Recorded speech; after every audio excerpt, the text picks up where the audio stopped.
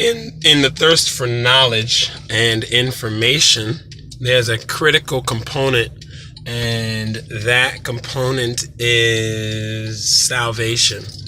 So salvation describes being rescued from the influence of evil, being rescued from the influence of evil on progressive levels. So we are being rescued from the power of evil, the power of destructiveness, which is another way of describing evil, destructiveness or corruption. So destructiveness is the breaking down of something that God intends to build and to strengthen in the way God intends to build and to strengthen it.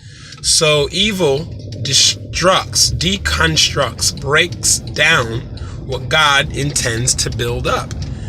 Sometimes that breaking down simply looks like a change, like the scripture in Romans 1 that says that the wicked or the destructive, they change the truth of God into a lie. Salvation rescues us from destructiveness, a destructive mentality, and a destructive society with destructive laws. So who can know how to overcome failure? Many times we desire to know how God has done things, who God is, and what he did, but we don't necessarily want to obey his voice or conform to his personality. And because we don't necessarily want to be like him, but we want the knowledge that he has, and we want access to the benefits of that knowledge and of application of that knowledge. So we want to know the principles of existence and how those principles benefit us. That we want access to, but we don't necessarily want to conform to his image. That releases a curse, meaning God destroys those who try to gain access, and sometimes he destroys them with the access. So God destroys those who try to gain access to information that they were not given through relationship with him, through agreement with him. Because again, the word relationship is ambiguous. It could mean that you are aware of him and you transact business with him, but it doesn't mean that you agree with who he is, what he's done, what he said. So relationship is an obscure, vague term that simply describes interaction between two people or two or more people. Who gets to know God's knowledge?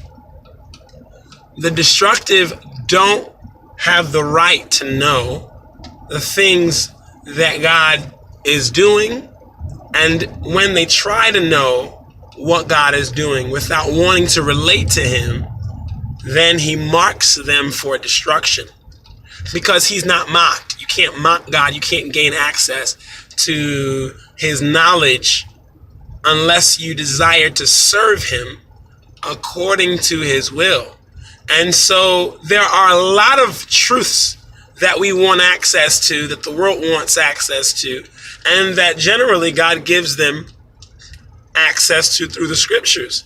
But when they attempt to apply it without fellowship with him, without submission to his will, that information will destroy them. And having access to greater knowledge will attract enemies that we could not have ever imagined we'd face, because it positions us to be destroyed by the enemy. Like, the devil knows what we learn. He explains things to us illegally, knowing that we can't use it, knowing that we don't know what to do with it. It's like giving a 4-year-old an AK-47 or some kind of AR-15, some kind of nuclear arm, like, with a button. Just push this button, kid. And that's what it's like when you give wicked people the knowledge of God. And so That's why Paul says that when he preached the gospel, he really just focused on salvation, meaning men need to be rescued from the effects of their rebellion against God. And unless men are rescued from the effects of their rebellion against God, any information that they gain about God is going to destroy them.